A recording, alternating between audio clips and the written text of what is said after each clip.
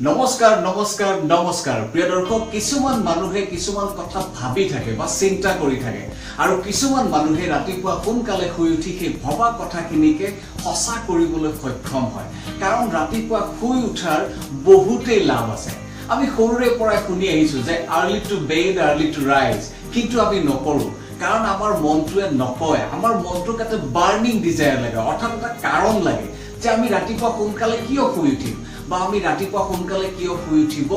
লাগে অৰ্থাৎ আমাৰ মনটোৱেও কোনো লাভ নোহোৱাকৈ কোনো লাভালাভ নোহোৱাকৈ কাম কৰিব নোখোজে আজি মই এই ভিডিঅ'টোৰ যোগেদি ৰাতিপুৱা সোনকালে শুই উঠাৰ 5টা আচৰিত লাভৰ কথা আলোচনা কৰিম যি কেইটা কথাই আপোনাৰ লাইফটো আপোনাৰ জীৱনটো চেঞ্জ কৰিব পাৰে আপোনাৰ লাইফষ্টাইলটো চেঞ্জ কৰিব পাৰে ধৰি লওক আপুনি সোনকালে শুই উঠাৰ আৰম্ভ কৰিলে আৰু বাকিবিলাক যেতিয়া শুই থাকিব তেতিয়া আপোনাৰ হাতত যথেষ্ট সময় থাকিব এটা সৰু ক্যালকুলেশন কৰি আমি চাব পাৰো আপুনি সিদ্ধান্ত ললে যে আপুনি ৰাতিপুৱা সোনকালে শুই উঠিব আৰু আপুনি আন দিনতকৈ আপোনাৰ নৰমাল দিনতকৈ আপুনি 2 ঘণ্টা আগত উঠিব এতিয়া যদি মই এই 2 ঘণ্টাক আপোনাৰ 30 দিন বা 31 দিনৰ লগত যদি মই মাল্টিপ্লাই কৰো তেতিয়া হলে আপোনাৰ হাতত সময় হ'বগৈ 60 পৰা 62 ঘণ্টা আৰু এই 62 ঘণ্টা যদি মই বছৰটোত হিসাব কৰো তেতিয়া হলে আপোনাৰ হাতত সময় হ'বগৈ 37 ঘণ্টা অৰ্থাৎ 12 মাহৰ জায়গাত আপুনি 13 মাহ পালে যেতিয়া অন্য যেতিয়া 12 মাহ কাম কৰিব বছৰটোত 12 মাহ কাম কৰিব তেতিয়া আপুনি 13 মাহ কাম কৰিব পাৰিব অৰ্থাৎ আপোনাৰ হাতত এমাহ এক্সট্ৰা আপুনি পায় এতিয়া এই এক্সট্ৰা টাইমত আপুনি কি কৰিব আপুনি বিভিন্ন ধৰণৰ প্ৰতিদিনে আপুনি বিভিন্ন ধৰণৰ কাম কৰিব পাৰে আপুনি study related career related meditation related relaxation related health related হেতু সম্পূৰ্ণ আপোনাৰ সিদ্ধান্ত আপুনি কি কৰিব কিন্তু you get that extra time and you should utilize this time for a good purpose এতিয়া আপুনি এটো চাব পাৰে যে আপুনি ৰাতিপুৱাৰ টাইমটো নষ্ট কৰিলে অৰ্থাৎ ৰাতিপুৱা আপুনি দেৰিকৈ উঠিলে গতিকে আপোনাৰ দিনটো দেৰিকৈ আৰম্ভ হ'ল আপোনাৰ দিনটোহে দেৰিকৈ আৰম্ভ হ'ল কিন্তু সন্ধিয়া টাইমতে হৈছে এটা সাধাৰণ কথা সন্ধিয়া টাইমত সন্ধিয়া সময়ত মানুহ কামৰ পৰা ঘৰলৈ উভতি আহে টিভি চোৱাৰ সময় আমাৰ চাৰিওফালৰ পৰিৱেশ সলনি হৈ যায় আৰু আমিও ভাগৰি পৰো আৰু সেইটো সময়ত আমি কোনো এটা কাম সঠিককৈ কৰিব নোৱাৰো ৰাতি আকৌ মন যায় কমেডি শো চাবলৈ কিবা এন্টাৰটেইনিং ভিডিও চাবলৈ বা কিবা ফালতু টাইপৰ ভিডিও চাবলৈ আৰু আমি এনেকৈ আমাৰ সময়বোৰ নষ্ট কৰো ৰাতিপুৱাটো সোনকালে নুঠিলোৱে আৰু সন্ধিয়াও আমি সঠিককৈ কামবোৰ কৰিব নোৱাৰিলো মানে পিওৰ টাইম ওয়েষ্ট আৰু এনেকৈ আপুনি আপোনাৰ টাইম কিলিং কৰি আপুনি ক্ৰিমিনেল হৈ গ'ল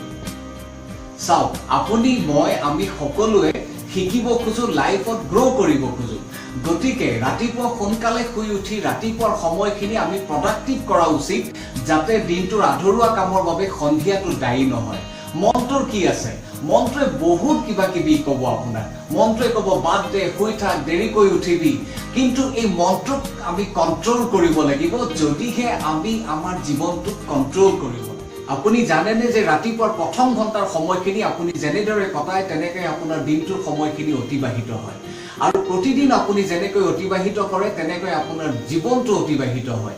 গতিকে এবাৰ ভাবি চাওক যে ৰাতিপুৱাৰ প্ৰথম ঘণ্টাৰ সময়খিনি আপোনাৰ বাবে কিমান ইম্পৰ্টেন্ট হ'ব পাৰে সাধাৰণতে আমাৰ ৰাতিপুৱাৰ সময়খিনি কেনেকুৱা হয় আমি ৰাতিপুৱা দেৰিকৈ উঠো আৰু আমাৰ কামৰ থপথপনি আমাৰ অফিচলৈ দেৰি আমাৰ কলেজলৈ দেৰি আমি কৰবালৈ যাব লাগে তাৰ কাৰণে দেৰি হৈ যায় ট্ৰেইন মিছ কৰো টিকেট নাপাও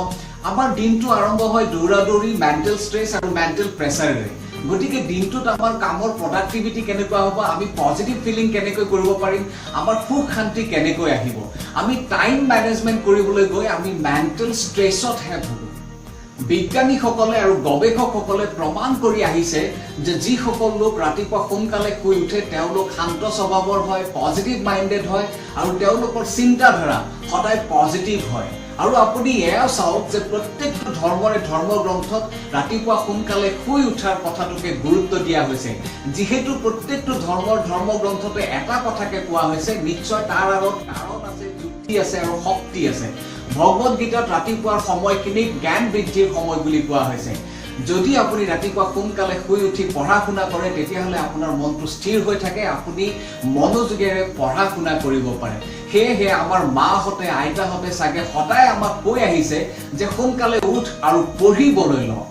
পঢ়ি থকা সময়ত বা কিবা কাম কৰি থকা সময়ত টিংকৈ শব্দ হ'ল মানে ফোনৰ নটিফিকেশ্যন ৰাতিপুৱা ফ্যামিলি হোৱাটছএপ গ্ৰুপত গুড মৰ্নিং মেছেজ ৰাতি ফ্ৰেণ্ডছৰ হোৱাটছএপ গ্ৰুপত গুড নাইট মেছেজ দিনটোত ফেচবুক নটিফিকেশ্যন ইউটিউব নটিফিকেশ্যন এইবিলাক ডিস্ট্ৰাকশন মানে বাধা আমাৰ দিনটোত আহিয়েই থাকে আৰু আহিয়েই থাকিব এনেদৰে আমাৰ লাইফতো আমাৰ জীৱনটোতো বিভিন্ন ধৰণৰ বাধা আহে আৰু আহিয়েই থাকিব কিন্তু ৰাতিপুৱাৰ সময়খিনিত কোনো ডিস্ট্ৰাকশন নাহে কোনো বাধা নাহে কাৰণ প্ৰায়ভাগ মানুহে ৰাতিপুৱা শুই থাকে আৰু কোনোবা উঠে যদিও তেওঁ নিজৰ কামৰ কাৰণে নিজৰ উদ্দেশ্যৰ কাৰণে উঠে গতিকে ডিস্ট্ৰাকশন হোৱাৰ চান্স বহুতেই কম আৰু সেই কাৰণে ৰাতিপুৱাৰ সময়খিনি কোৱা হয় ডিস্ট্ৰাকশন ফ্ৰী টাইম বা ডিস্ট্ৰাকশন ফ্ৰী জোন বুলি কোৱা হয় গতিকে মাত্ৰ আমি এটাই কাম কৰিব লাগে যে ৰাতিপুৱা আমি সোনকালে শুই উঠিব লাগে আৰু আমাৰ কোনো তেতিয়া বাধা নাই